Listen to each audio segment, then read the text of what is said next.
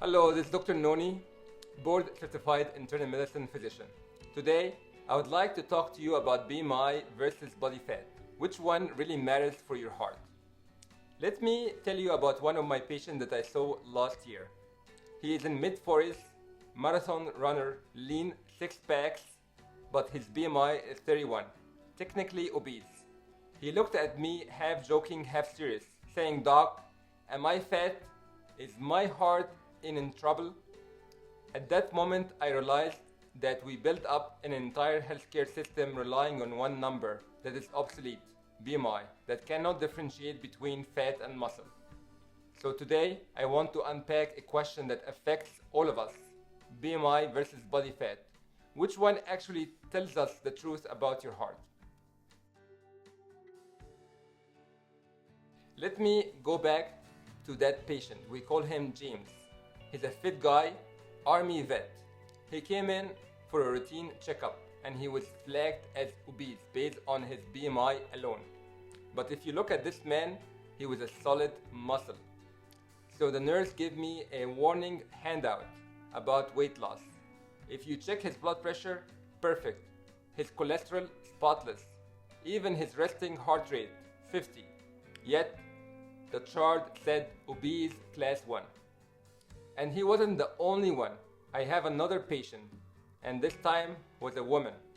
Her BMI is 22, technically healthy, but she had visceral fat, borderline diabetes, and early signs of diastolic dysfunction on her echocardiogram. So same scenario with different situations. Normal BMI, unhealthy, abnormal BMI, but healthy. So what's going on here? Why are we still using BMI as the holy grail of heart risk when it clearly misses the mark?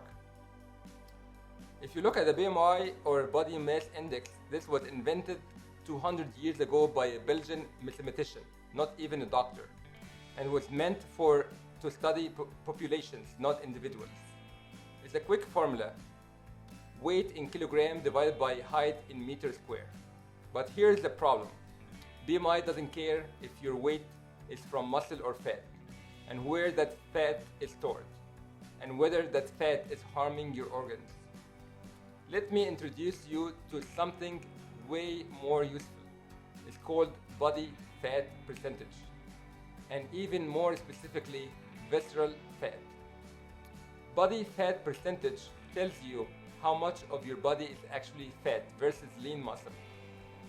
While the visceral fat, that's the fat wrapped around your organs, specifically around your heart, liver, and abdomen. This fat is metabolically active. It secretes hormones and inflammatory cytokines. These cytokines can increase your risk for insulin resistance, and also it is strongly linked to different disorders like coronary artery disease, heart failure, atrial fibrillation, hypertension, and metabolic syndrome. Visceral fat is the real silent threat. And guess what? You can have a normal BMI and still have high visceral fat. This is called TOFI, thin outside, fat inside. So let's go back to James, the athletic guy. After hearing the BMI label, he was so concerned. I told him, let's get a DEXA scan and a metabolic panel. His body fat is only 12%, while his visceral fat was minimal. I told him, James, your BMI is lying to you. You are metabolically healthier than most people with normal BMI. Well, let's talk about this woman that I saw with a normal BMI. We did advanced labs and imaging. You know what we found?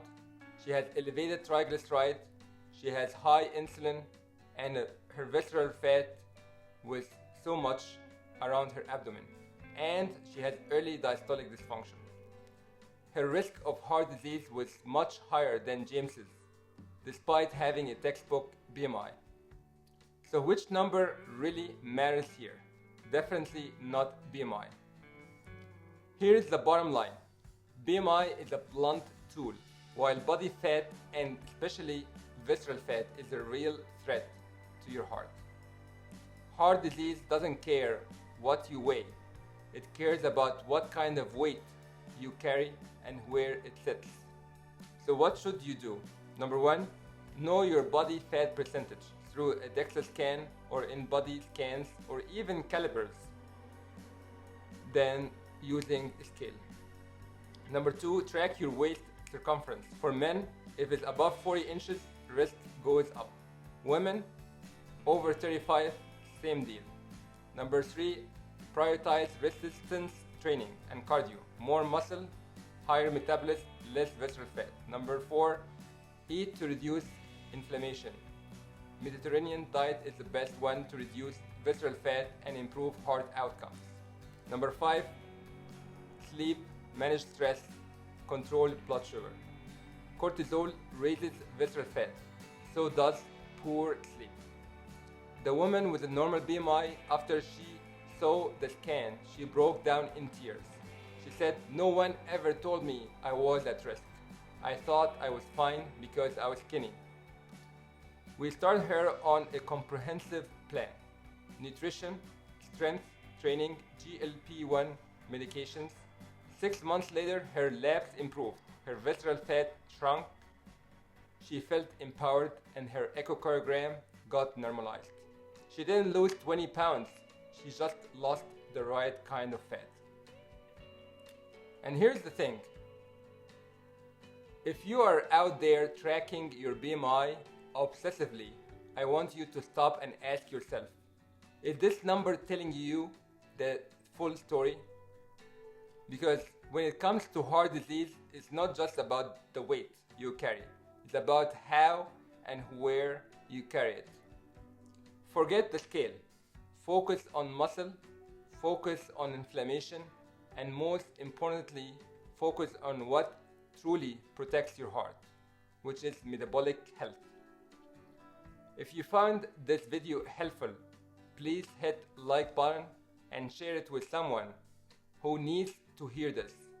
Please subscribe for more videos on heart health, obesity medicine, and real world prevention. And drop a comment below. What's your body fat versus your BMI? And what surprised you the most? Let's talk. This is Dr. Nony from Dr. Nony's Power Lab, and I will see you in the next one. Thank you and have a great day. Bye bye.